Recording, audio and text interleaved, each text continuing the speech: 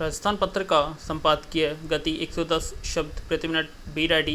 3, 2, 1 start. जनवरी 2021 की 12 तारीख को अमेरिका में कोरोना की स्थिति भयावह थी। रोजाना औसतन 3000 मौतें हो रही थी। 5 माह बाद स्थिति पूरी तरह बदल गई। मृत्यु दर में आश्चर्यजनक गिरावट आई, करीब 300 प्रतिदिन, और लगभग 50% आबादी का टीकाकरण हो गया।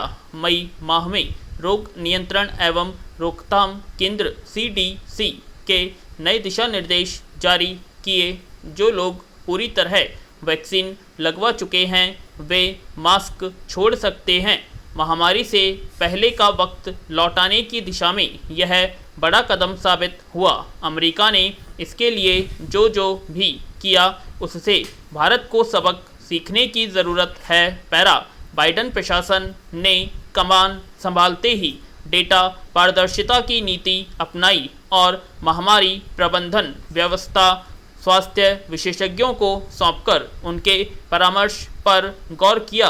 प्रशासन ने टीकाकरण, संक्रमण और मृत्यु दर के डेटा हाईलाइट किए ताकि सही जानकारी के साथ उचित निर्णय किए जा सकें कि कब और कहां अनलॉक करना है।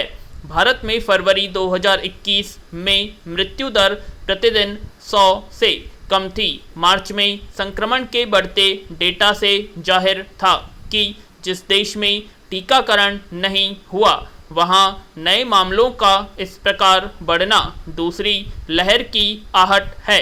इसके बावजूद संकेतों को दरकिनार कर हर जगह बढ़ती भीड़ ही दिखाई दी। कोविड-19 महामारी प्रबंधन का जिम्मा निभाने वाले सार्वजनिक चेहरे थे, राजनेता, नौकरशाह और सेलिब्रिटीज, जो तथ्यों से परे सिर्फ जुल्मेबाजी में ही लगे रहे। वैज्ञानिकों को अंतिम पंक्ति में रखा गया। भारत के गांवों में कोरोना से मौतों का सही संख्या सामने नहीं आ पा रही है, इसलिए ग्रामीण इलाकों में आवश्यकता के अनुरूप आपूर्ति नहीं पहुंच पाती। तथ्यों को नकारने के घातक परिणाम सामने आए हैं। दरअसल सार्वजनिक संकट का समाधान सरकारी और निजी क्षेत्र में संयुक्त प्रयासों से ही संभव है। बाइडेन प्रशासन ने संघीय रणनीति अपनाते हुए पहले ही दिन डिफेंस प्रोडक्शन एक्ट लागू किया। निजी क्षेत्र को निर्देश दिए कि वैक्सीन अभियान को गति देने के लिए आवश्यक वस्तुओं जैसे कांच की शीशियों और सिरिंज का निर्माण तेज किया जाए। 2020 में ट्रंप प्रशासन द्वारा चलाए गए ऑपरेशन वार्प स्पीड से भी कोविड-19 वैक्सीन विकसित करने को गति मिली थी। राज्यों को अपनी अपनी वैक्सीन रणनीति बनाने की छूट दी गई। संघीय सरकार ने वैज्ञानिकों और निजी क्षेत्र के साथ समन्वय स्थापित कर बल्क में वैक्सीन खरीद की और हाइब्रिड लीडरशिप का उदाहरण पेश किया। पैरा। महामारी की रोकथाम के लिए 2020 में भारत के त्वरित प्रयासों की काफ़ी सराहना हुई थी, लेकिन लोग कोरोना खत्म हुए बिना ही उस पर जीत पक्की मान बैठे। न तो वैक्सीन बनाने पर निवेश किया गया और न ही इंफ्रास्ट्रक्चर सुधार पर। वैक्सीन निर्माताओं को वैक्सीन बनाने के लिए मामूली वित्तीय या अनुबंधीय सहायता दी गई। कोरोना की दूसरी लहर के साथ वैक्सीन खरीद का जिम्मा राज्यों व केंद्र शासित प्रदेशों पर छोड़ने का फैसले को बदल केंद्र सरकार का स्वयं वैक्सीन खरीदने और सभी वयस्कों को निःशुल्क लगवाने का निर्णय सही दिशा में उठाया गया कदम है। संकट से निपटने की अमेरिकी रणनीति दिखाती है कि तथ्यों व साक्ष्यों पर आधारित नेतृत्व का आंकड़ों, वैज्ञानिकों और विशेषज्ञों के प्रति सम्मान और समन्वय के साथ विज्ञान और आपदा प्रबंधन के प्रयासों के लिए वित्तीय मदद से देश का भाग्य बदला जा सकता है।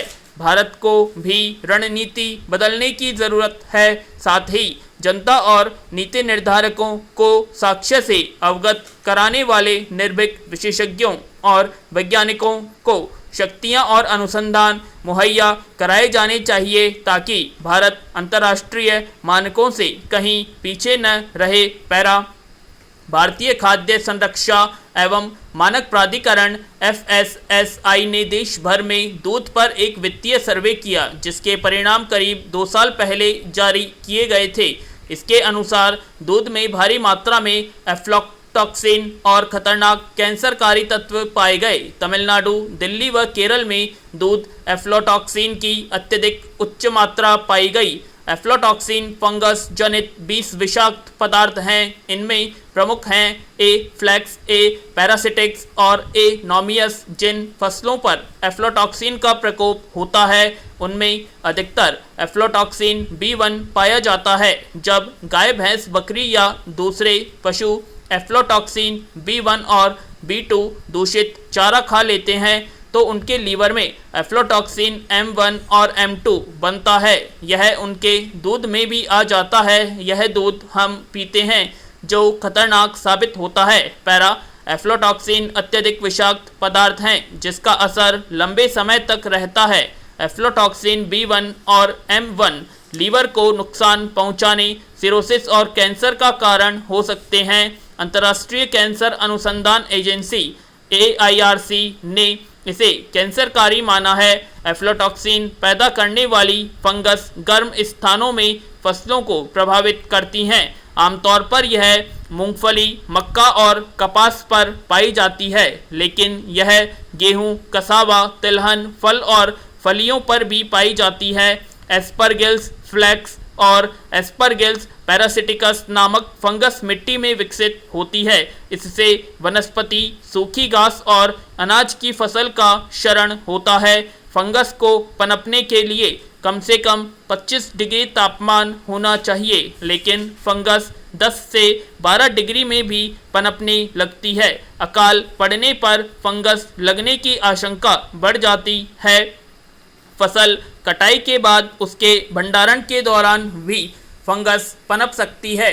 जहां फसल सूखने में समय लग गया हो और नमी का वातावरण हो, फसलों के ढेर में चूहों और कीड़ों से भी संक्रमण फैलने का खतरा रहता है।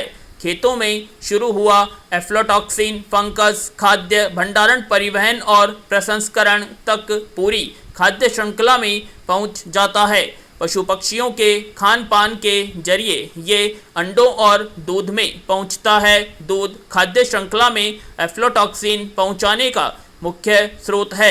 इसमें M1 और B1 दोनों प्रकार पाए जाते हैं। दूध में घुल जाने के बाद एफ्लॉटॉक्सिन उस उबालने और पाश्चुरीकृत करने से भी नहीं हटता। पैरा फरवरी 2018 में प्रकाशित WHO की रिपोर्ट के अनुसार इस फंगस से कैंसर का खतरा 1 किलोग्राम खाने में अगर मात्र 1 मिलीग्राम भी एफ्लॉटॉक्सिन हो तो उससे जी मिचलाना, उल्टी, पेट दर्द और ऐंठन, लीवर खराब होने, पीलिया, थकान आदि की समस्या होने लगती है।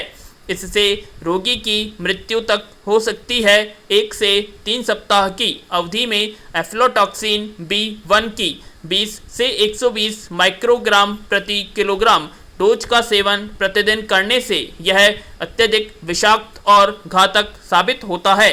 इससे संक्रमित व्यक्ति का DNA भी खराब हो सकता है, जिसका असर अगली पीढ़ियों पर भी नजर आता है। पैरा इसलिए पशुओं को खिलाए जाने वाले चारे की निरंतर जांच होनी चाहिए।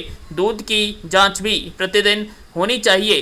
किसी किसान द्वारा लगाए गए दूध के खराब पाए जाने पर उसकी आपूर्ति पर रोक लगा देनी चाहिए। किसानों को इस फंगस के बारे में जागरूक करना जरूरी है। डेयरी मालिकों को भी दूध में पाए जाने वाले एफ्लॉटॉक्सिन फंगस के बारे में जानकारी नहीं है। चूँकि दूध शिशुओं का प्रमुख आहार है, इसलिए दूध वाले पशुओं को दिए जाने वाले चारे के बारे में खास सतर्कता जरूरी है।